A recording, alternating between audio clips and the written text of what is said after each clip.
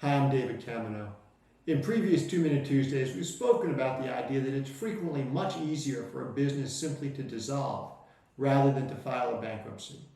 There are, of course, exceptions to that rule, some of them having to do with the liability of the ownership, whether the owners are responsible for some of the debts, and some of them having to do with the assets that the business may have. There's a variety of issues to discuss.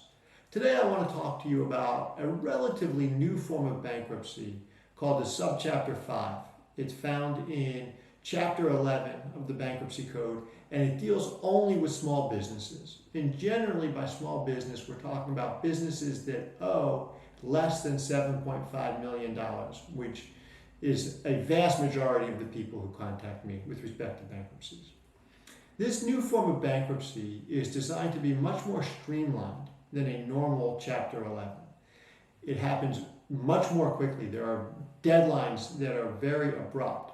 However, it does have some major advantages over what I would call a normal Chapter 11 bankruptcy.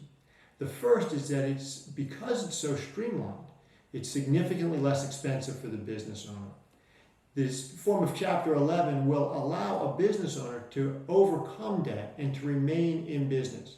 So, if you've got a restaurant, for example, and you're convinced that this restaurant can begin being profitable again, you may decide, I want to keep going with this business, or I've invested so much time and money into this business that I don't want to let it go, I don't want to dissolve it, but I do need time in order to recover.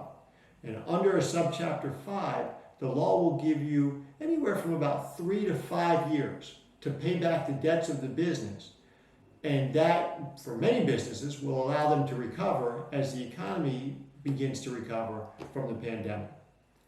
I'm David Kaminow. If you have any questions about this or any other issues with your business, please give me a call.